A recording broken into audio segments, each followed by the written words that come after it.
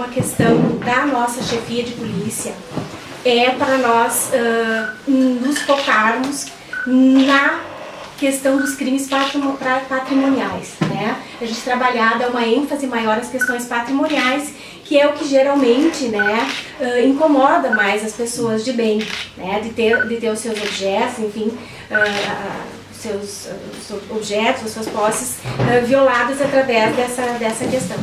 Então, esta semana a gente deu ênfase e foram feitas, no total, 7 prisões na região. Dessas, 4 foram voltadas especificamente para o crime contra o patrimônio, né? Então foram 2 em Criciúmal por crimes de furtos e 2 em Santo Augusto por crimes de roubo, né? Nós também tivemos uma prisão aqui em Três Passos por questão de Maria da Penha, né? Descumprimento de Maria da Penha. Nós também tivemos mais uma prisão em Santo Augusto em razão de um crime de tentativa de homicídio que teria ocorrido também. E também tivemos mais uma prisão em Criciúmal por uma sentença condenatória, né?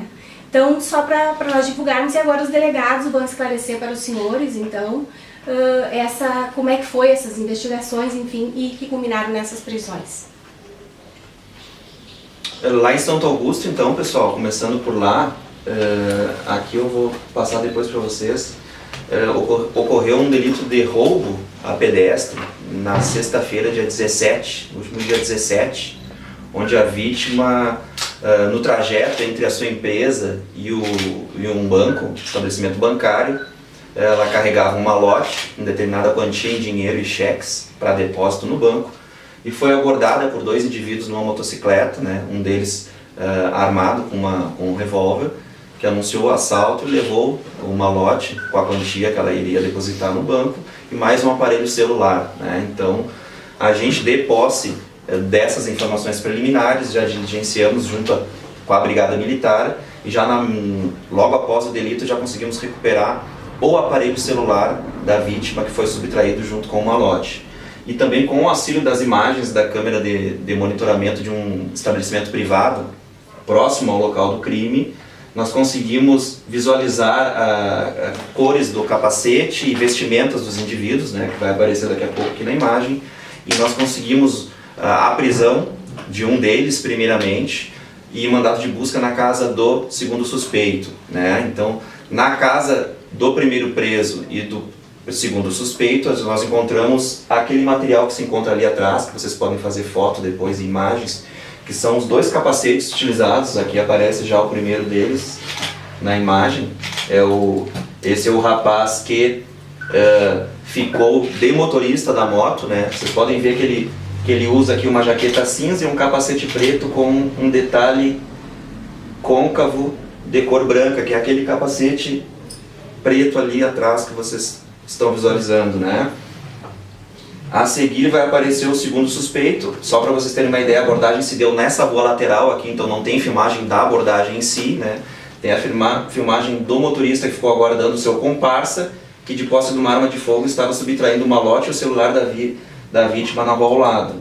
Na sequência das imagens, vocês podem visualizar aqui, ele fica esperando o comparsa, que vai aparecer logo em seguida aqui correndo e carregando uma bolsa na sua mão.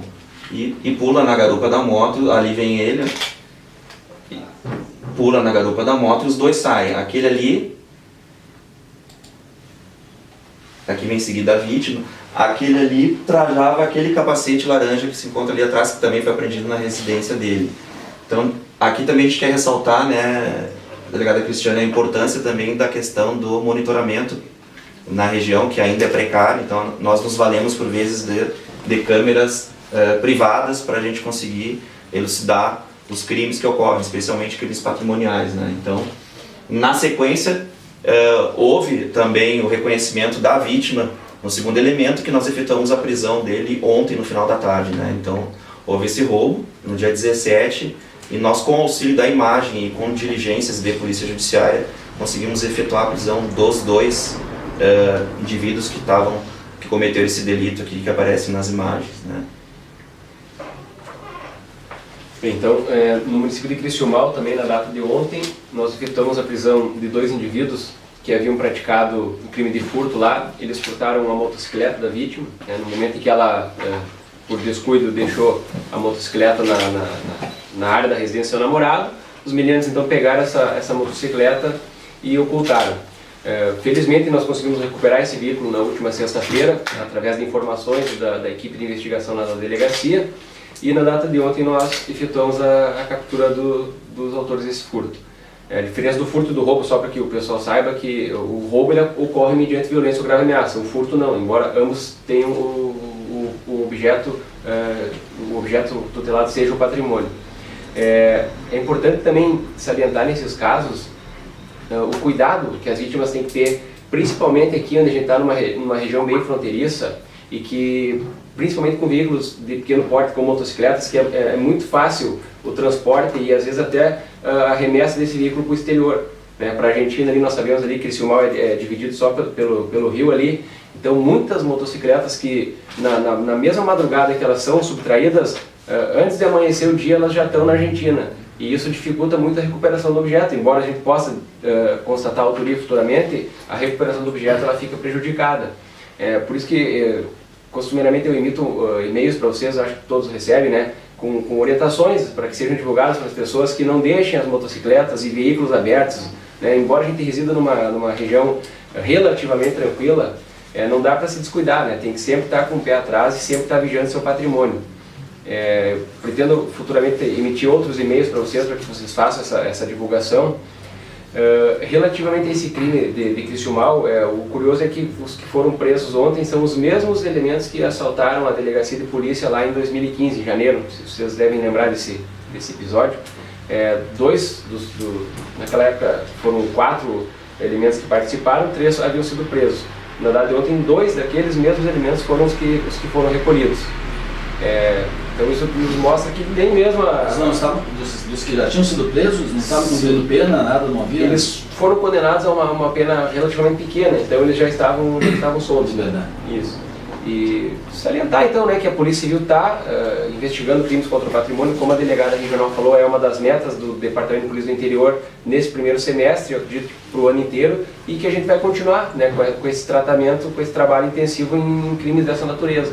Obviamente nós não vamos elucidar todos, né, é impossível, a polícia nunca vai conseguir elucidar tudo o que acontece, mas dentro das nossas limitações, dentro das nossas possibilidades, a gente vai conseguindo apurar um bom número de casos aí que tem se apresentado para a gente.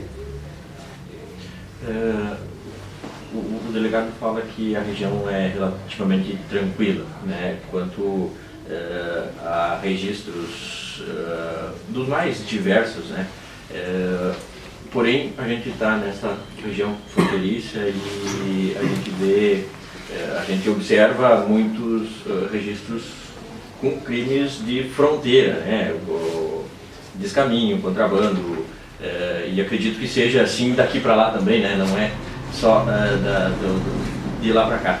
Qual a importância do trabalho da Polícia Civil integrado com o policiamento ostensivo aqui, a própria Polícia Federal, o trabalho federal, agora temos a Operação Ágata em desenvolvimento, a importância desse trabalho para que se controle principalmente esses crimes de fronteira aqui, que eu acredito que seja a maioria dos registros que se observam aqui na região. Certo. Realmente, aqui como eu falei, uma região relativamente tranquila, mas não é tão tranquila assim, né? O que eu quero dizer assim, é que a gente não tem muitos crimes graves, eu me refiro a latrocínios, a diversos homicídios, a roubos de grande amplitude, nesse sentido que eu me refiro. Mas, certamente, por estar numa região de fronteira, esse tipo de crime, principalmente envolvendo veículos, é muito fácil a travessia. Então, é muito importante, com certeza, essa integração entre os órgãos da segurança pública. Como se tratam de crimes fronteiriços, a atribuição investigativa para julgar esses casos é da Justiça e da Polícia Federal.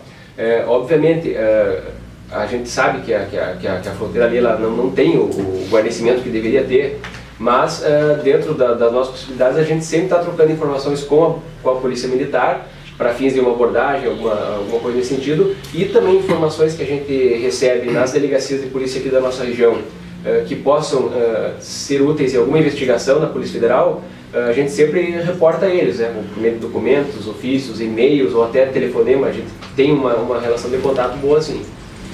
E E também nós temos um bom contato com a polícia argentina, Isso. né? Vários veículos furtados aqui no nosso país foram localizados lá, né? E aí houve essas trocas de informações e as vítimas puderam ir até o país vizinho e ter seus veículos recuperados. Isso também é muito importante numa região de fronteira, né? Isso, né? Quer dizer, nós temos já há algum tempo, né, feito esse relacionamento com a polícia argentina. Nós temos um policial especificamente que faz esse tipo de contato e volta e meia nós fazemos contato quando eles encontram o veículo, nos passam contato para cá para a gente verificar e vice-versa, para ter isso é importante porque como é uma região fronteiriça a gente acaba tendo esse contato e consegue recuperar às vezes bens, né, subtraídos aqui no Brasil. E a Ágata, a gente também participou, né, apesar do reduzido efetivo, enfim, mas tivemos um policial nosso juntamente com o Exército, né, até para essa troca de informações, o conhecimento que nós temos da fronteira, que às vezes nem sempre eles têm, porque a gente está todo dia, né, então tivemos um policial civil também juntamente na Operação Ágata para justamente essa troca de informações. Dr. William, Marcos, site Observador Regional. Mais especificamente sobre Coronel Bicaco, que é a minha área. Sobre os acontecimentos lá, até acho que inclusive ontem houve uma prisão lá, e sobre um foragido, o que o senhor tem a dizer sobre esse fato de ontem? Na verdade, o elemento esse ele não foi localizado. Também entramos em contato lá com a delegacia de Santo Augusto para tentar localizar lá, que parece que também teria um paradeiro lá, mas ele não foi encontrado. Por isso ele foi dado como foragido, que é um indivíduo que é suspeito de ter praticado grande parte desses furtos que tem acontecido ultimamente agora em Coronel Bicaco. Eu queria salientar em Bicaco que ali também, eu estou ali desde que eu vim para a região, eu fui titular ali e depois eu segui como substituto, então eu estou bem inteirado das coisas que acontecem ali. Ali na cidade nós temos um problema também com menores, né? Nós temos um menor lá que ele é muito problemático, que eu posso falar assim, embora não tenha um levantamento estatístico feito, a metade dos furtos que acontecem em Coronel Bicaco, a autoria provém desse menor. Infelizmente, por ser tratado de menor, a Polícia Civil muito pouco ou quase nada pode fazer em relação a isso. Não há como se prender, né? Não tem como levar ao cárcere. O que nós fazemos? Quando a gente constata que a autoria é praticada por um menor, né, nós temos o artigo 179 do Estatuto da Criança e do Adolescente que determina que o adolescente deve ser apresentado ao Ministério Público imediatamente ou então liberado para os pais ou para o Conselho Tutelar para apresentação espontânea. E que haverá uma audiência de apresentação onde o Ministério Público determinará então o que será feito com esse menor. Quanto a menores, então, o que eu quero deixar claro é que eventual internação ou alguma outra medida mais drástica, ela deve ser encabeçada pelo Ministério Público. Então não é a Polícia Civil que vai, né, escolher o menor, enfim, nesse sentido. Além disso, mal, esses furtos aí que agora você se referiu, a questão da moto, também tinha uma outra onda de furtos ano passado. E que forma esses indivíduos estão relacionados com outros elementos que fazem receptação? Se tem alguma investigação nesse sentido? Tem mais gente envolvida? Até onde se ramifica essa questão aí? Sim, com certeza. Principalmente nessa questão de veículos, eles pegam na cidade, levam lá para a fronteira e ali com certeza tem gente que facilita, né, para o outro lado. A gente tem outras informações também de outros destinos dessas motocicletas que a gente obviamente não pode divulgar, né, porque senão... Eles estão basicamente envolvidos em furtos de motocicletas. Os outros crimes de furto, arrumamentos de residência, essas coisas, eles também têm algum envolvimento nos outros casos? Sim, pode. Sim, exatamente. Há vários focos, né? Tem outros lá que fazem determinados tipos de furto, mas eles acabam que meio se cruzando, meio que se mesclando, enfim, então não tem como dizer que não pratiquem outro tipo de furto, né? Mas relativamente a esses crimes de motocicleta, a gente já tem identificado esses elementos.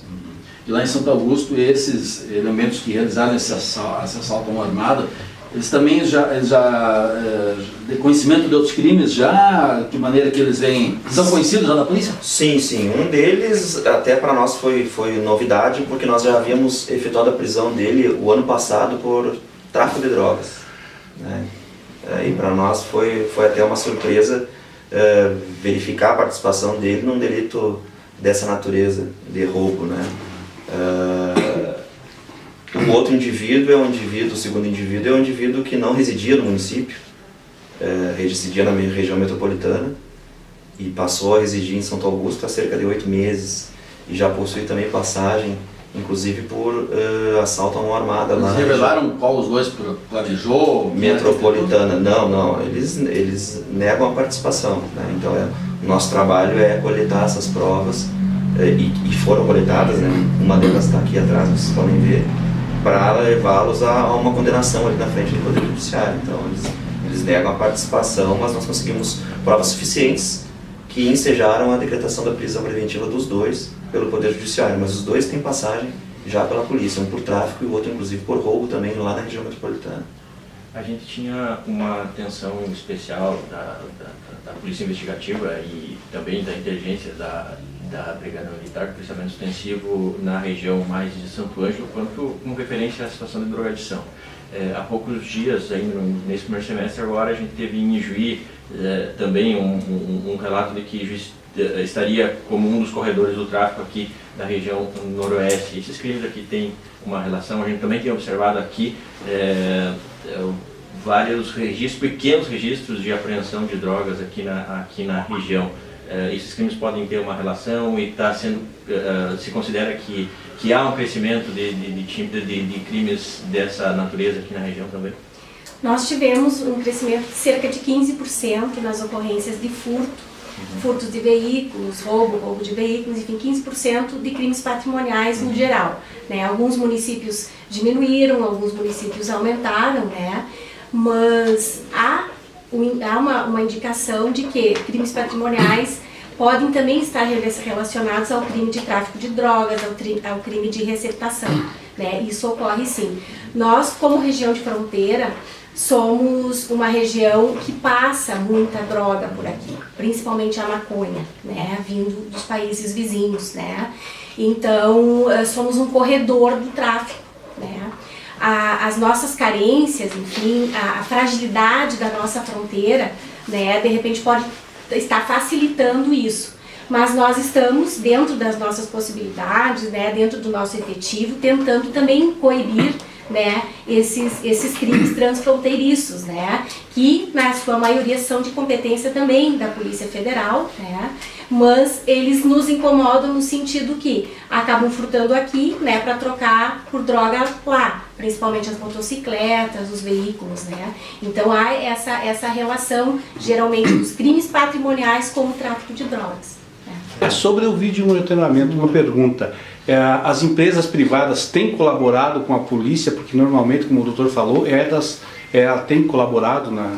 Em regra, sempre que solicitado, né, eles têm nos fornecido essas imagens, né, são os colaboradores, assim, e vários crimes na região são elucidados também com o auxílio do vídeo monitoramento. Exemplo esse, né, de Santo Augusto, nós tivemos crimes em Tenente Portela, também que foram elucidados, enfim, a importância do vídeo monitoramento, assim, ele é... Eu fiz essa pergunta, doutora, por o seguinte, que muitas vezes a gente coloca na própria notícia que o vídeo monitoramento poderá ajudar na elucidação do crime. Mas eu tenho notado o seguinte, que às vezes a gente procura a pessoa que é lesada na empresa e elas, não, eu tenho, mas na verdade ela não fez a gravação. E às vezes, muitas vezes, isso acontece? Acontece, exatamente. Tem muitas falhas nos monitoramentos particulares, né? Às vezes a qualidade não é muito boa, né? Às vezes as câmeras estão mal posicionadas, a nitidez, isso ocorre bastante, assim, né? Isso é importante, sabe por quê? Porque no meu setor, que é site, então a gente tem um contato mais próximo com as pessoas e eles cobram muito da gente isso, né? E a gente às vezes fica sem poder dar alguma resposta, mesmo em off para eles, né? Então, mas eu sempre deduzi que seria essa uma das causas que crimes que as pessoas dizem que tem, mas não tem, na verdade. Às vezes as pessoas nem sabem que não estavam funcionando, né? Tem casos que tá tudo certo, tá na minha casa, quando vai ver, na verdade não está funcionando, então isso ocorre. Isso é bem frequente, às vezes a pessoa acha que o equipamento está em boa condição, mas não está, faz tempo que não dá manutenção. Nós tivemos um caso aqui em Criciúmal, não vou falar o local, mas foi feito furto, a pessoa tinha câmeras, né? E tecnicamente seria uma coisa mais fácil de investigar. Mas então a gente foi olhar as câmeras, o equipamento tinha sido instalado há cerca de 10 anos e nunca tinha sido trocado. e a qualidade não dava para distinguir imagem. Eu não sei, só dá para ver um vulto. Tu vi que tinha uma pessoa ali, mas tu não conseguia nem definir que era uma pessoa, entendeu? Então, assim, aí também não adianta muito. seria um momento, então, de nós, da empresa, também fazer um trabalho para que os proprietários da empresa fizessem a manutenção dos seus equipamentos para também poder ajudar na elucidação. Exatamente, para que eles, né, tivessem um controle efetivo, né, verificassem como está, fazer a manutenção necessária, né, porque essas questões eletrônicas, com a questão do tempo, né, elas vêm, a tendência é estragar, enfim, tem que fazer a manutenção. Uma preocupação que eu tenho também, acredito que os colegas também têm. A gente aqui tem uma região formada basicamente por cidades pequenas, diversas cidades pequenas. E pelo que a gente tem visto, as quadrilhas da Serra e as quadrilhas da capital, elas têm se deslocado para cometer crimes em bancos e em outras instituições em cidades menores, onde sabe-se que o policiamento também é menor. E a gente sabe que a maioria dos bancos, alguns, não possuem um monitoramento de vigilância. Até hoje eu não sei como é que uma coisa dessa é concebível por parte das próprias instituições deles, tendo em vista a quantia de dinheiro que invulta. A gente sabe que há um projeto do governo federal para fazer uns monitoramentos aqui na região, mas faz tempo que esse projeto não nos foi mais dado o retorno do andamento. Enfim, seria interessante de repente também, através da própria imprensa, que de repente as próprias prefeituras municipais investissem um pouco de verba numa questão de monitoramento da sua cidade, porque isso daí é bom para a polícia, é bom para a população, é bom para todo mundo, e é um dinheiro muito bem aplicado. É bom até para a preservação do patrimônio público do município. A atuação também em Santo Augusto é grande. A gente tem notado, principalmente eu que recebo todos os dias o boletim do CRPO Noroeste, o aumento do grande número de roubos e furtos em Santo Augusto. Assim, nos últimos 30 dias foi bastante avolumado. A consequência disso seria drogas, ou qual é o motivo, ou pessoas que estão vindo de fora fazendo esse tipo de delito? Assim, ó, teve realmente, efetivamente, nos meses ali, eu acho que abril, maio, aumentou bastante a questão do furto a residências e em veículos em Santo Augusto, né? Muitos deles a gente até também passou para a imprensa o cuidado da própria vítima, que a gente verificava que nas ocorrências, furtos de rádio, de veículos, nós íamos registrar e verificávamos que a vítima deixou o veículo aberto, né? Teve um furto de veículo que a vítima, inclusive, deixou o veículo aberto e a chave reserva dentro do carro, o carro foi levado, né? Então, essas coisas que a gente também passa para que a pessoa não tenha a cautela também necessária. O que ocorreu? A gente efetuou a prisão de um indivíduo faz cerca de um mês atrás, que ele já tem um histórico também, desde adolescente, na prática de furtos. E após a sua prisão, eu te digo assim que caiu cerca de 70% a 80% dos furtos que estavam ocorrendo praticamente todos os dias, deram uma cessada em Santo Augusto. Não que ele fosse o responsável por todos eles, mas nós tínhamos informação que ele fomentava que outras pessoas, né, próximas a ele, também efetuassem a prática do furto. E com a prisão dele, isso deu uma estancada, né? Faz cerca de um mês que nós conseguimos a preventiva dele, deu uma diminuída considerável. E a outra questão que nós já temos identificado e também solicitamos a prisão preventiva é deste foragido, que o delegado William falou, que ele transita entre Bicaco e Santo Augusto, né? Ele não tem paradeiro fixo, né? Ele não tem inclusive nem residência. Ele, pelo que a gente apurou nas investigações, ele dorme em locais diversos, e também nós temos a informação de que ele é responsável pela maioria dos furtos em veículos que passaram a acontecer agora também em Santo Augusto. Então é questão de tempo, né, de dias, para a gente ver se consegue localizá-lo e efetuar a prisão dele. E com certeza, o que a gente verifica, ele, por exemplo, é um usuário contumaz de crack, né? Então, com certeza, esse delito patrimonial está estritamente vinculado à questão da traficância, né? Doutora Cristiane, eu poderia fazer uma pergunta específica, não sei se seria para a senhora ou talvez para o delegado responsável de Braga. Braga, há alguns meses atrás, ocorreu um furto, aliás, um assalto em banco, no Banrisul. Foi levado uma quantia significante, né? A gente queria saber se esse fato está sendo investigado, como está, se foi elucidado ou não. Ele está ainda em investigação, né? Seguem as investigações, enfim, né? Mas ainda não se chegou à autoria. Uma questão, lá em Braga tem um caso de vídeo monitoramento, algumas câmeras do município que ficavam bem perto do banco que foi assaltado. Essas câmeras estavam funcionando naquele momento ou não estavam? Elas não estavam direcionadas corretamente, né? Que pudessem pegar, ela pegou algumas imagens assim, né? De pessoas, mas não efetivamente na proximidade, ali no local. Foi uma questão de posicionamento das câmeras ali. Ali também, acho que talvez o Dr. William também esteja mais familiarizado com isso, Braga, Coronel Bicaco, Redentor, Miraguaí, tem um fato também que colabora para a fuga desses indivíduos, que é a área indígena, né? E agora tem feito várias operações lá e foi conseguido muita coisa já recuperada. Foram recuperadas motocicletas, né? Vários objetos, enfim, né?